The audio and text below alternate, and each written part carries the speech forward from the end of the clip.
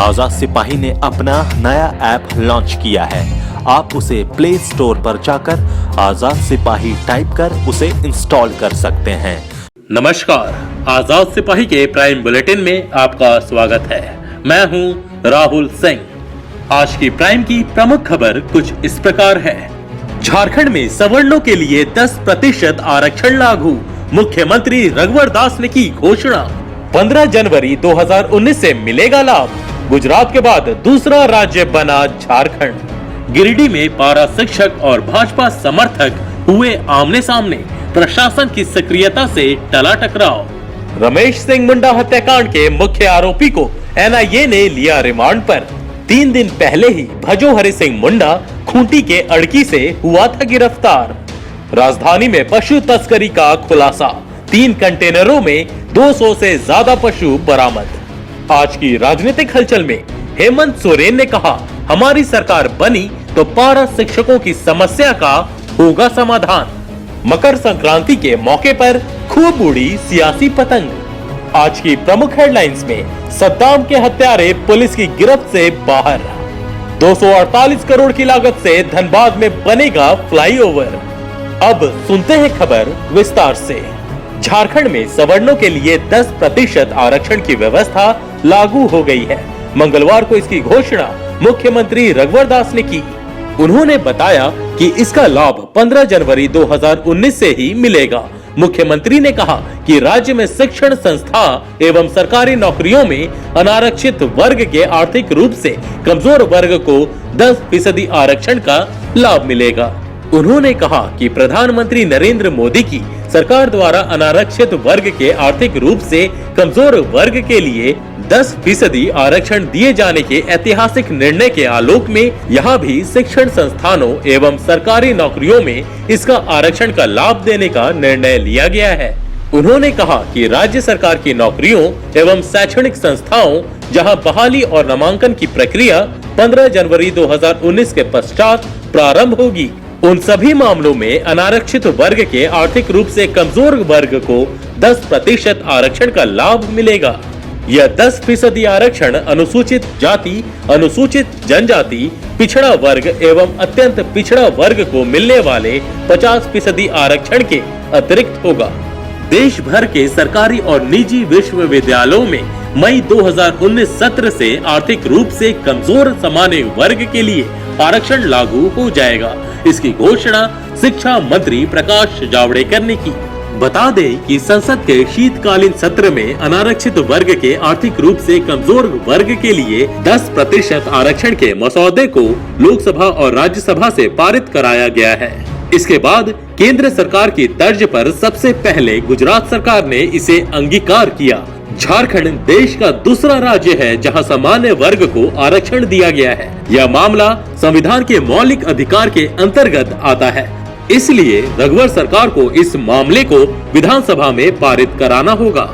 आइए अब नजर डालते हैं आज की दूसरी प्रमुख खबर पर।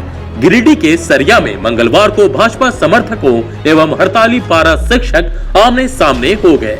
दोनों के आमने सामने होने पर स्थिति काफी तनावपूर्ण हो गई, लेकिन प्रशासन की मुस्तैदी और सूझबूझ से टकराव टल गया।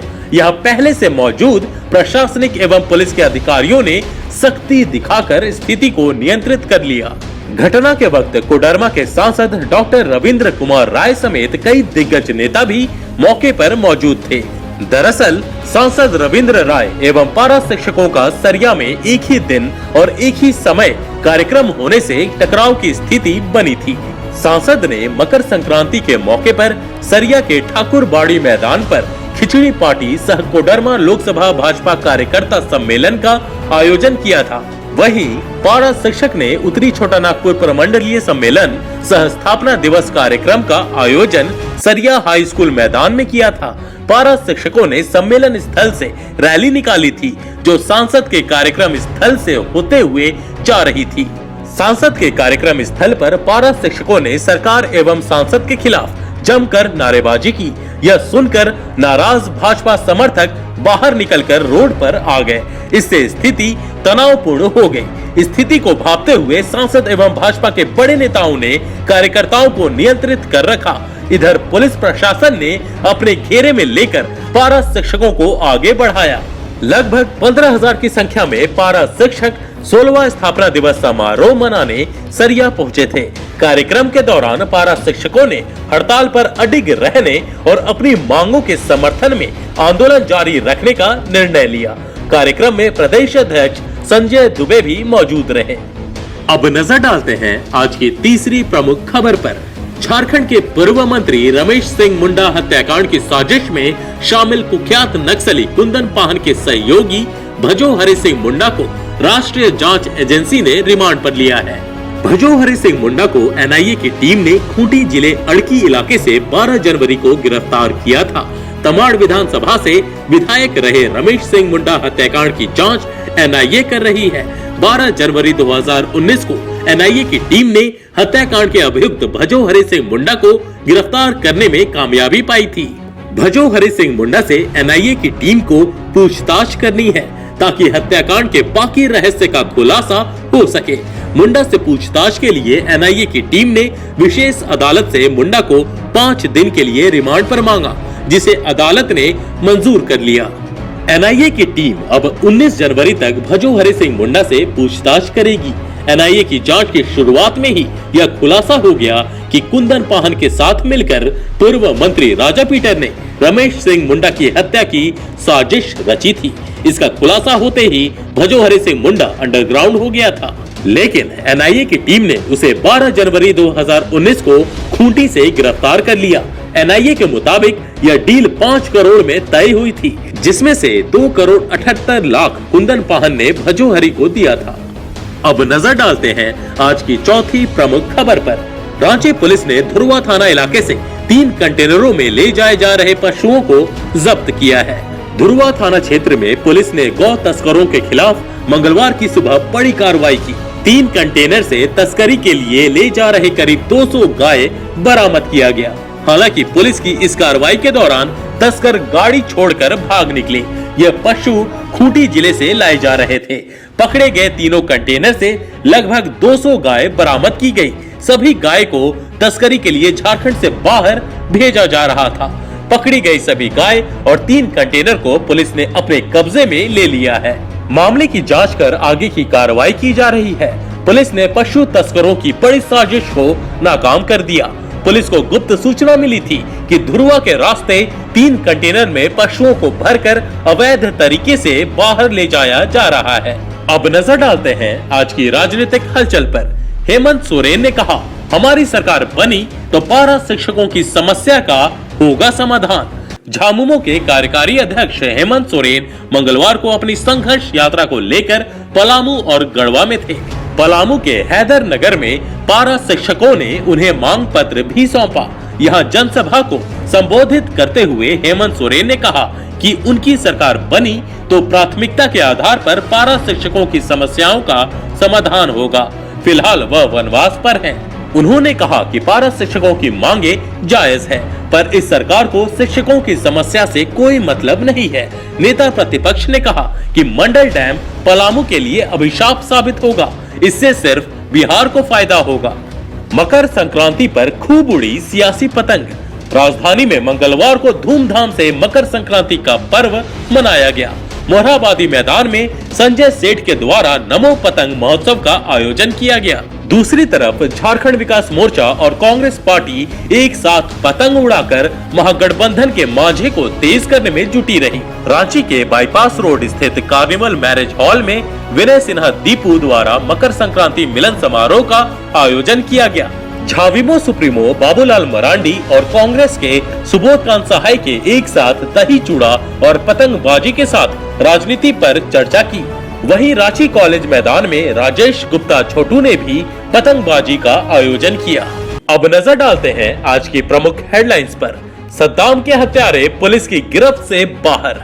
पिछले दिन राजधानी में एक अवैध जुआ अड्डे पर युवक सद्दाम की हत्या हो गई थी। उसके हत्यारे अब भी पुलिस की गिरफ्त से बाहर हैं। हालांकि पुलिस ने एक प्रत्यक्षदर्शी को गिरफ्तार करने में सफलता पाई है, पर मृतक के पिता को मलाल है कि आज भी हत्यारे खुलेआम घूम रहे हैं। उन्होंने कहा कि प्रशासन की नाक के नीचे जुआ चल रहा है, लेकिन रोकने वाला कोई नहीं है। देखिए, आज से 30-35 साल पहले हम गुमलही में रहते थे, ठीक है। 30-35 साल पहले हम गुमला छोड़ के रांची चले गए, रांची में रहने लगे, रांची में हमारा बाल बच्चा रहने लगा, ठीक है। अभी लगभग 3.5 से 4 साल से हम गुमला में आ गए हैं। का ये जो लड़का का मेरा अभी सद्दाम हुसैन को मारा गया है, ठीक है, यहीं पर ये नेपाली हाजी साहब के गेट ग्रिल का ये काम करता था, ठीक है। और इसको यहाँ मारा गया है। अब कौन मारने वाला है? अभी हम दुकान में काम कर रहे थे, खाद गली बाजार टाण कुर्बान टेलर के दुकान में, हमको कोई बोला वहाँ झगड़ा हो रहा है। यहाँ आने से देख रहे हैं लाश गिरा हुआ है और यहाँ सन्नाटा, एक ठो भी कोई नहीं था। पूछताछ करने से पता लग रहा है कि मारने वाला इधर से भागा, कोई नाम नहीं बताने के लिए एग्री है।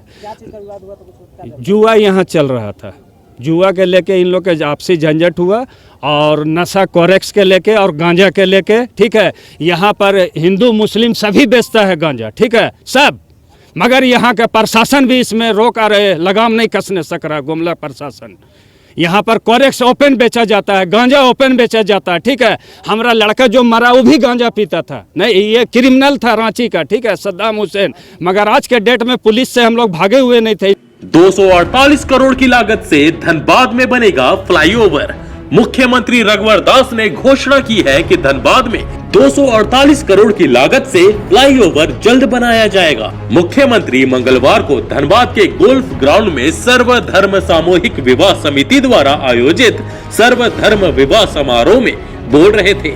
उन्होंने 101 नव विवाहित जोड़ों को आशीर्वाद दिया।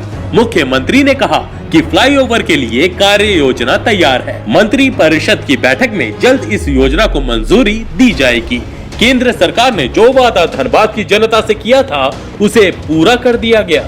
आज के आजाद सिपाही के प्राइम बुलेटिन में बस इतना ही। देश विदेश की तमाम बड़ी खबरों के लिए आप पढ़ते रहिए अपना लोकप्रिय दैनिक अखबार आजाद सिपाही। और हाँ, आप हमारे इस YouTube चैनल को सब्सक्राइब करना ना भूलें। जुड़े रहिए आजाद सिपाही के साथ। धन्यवाद।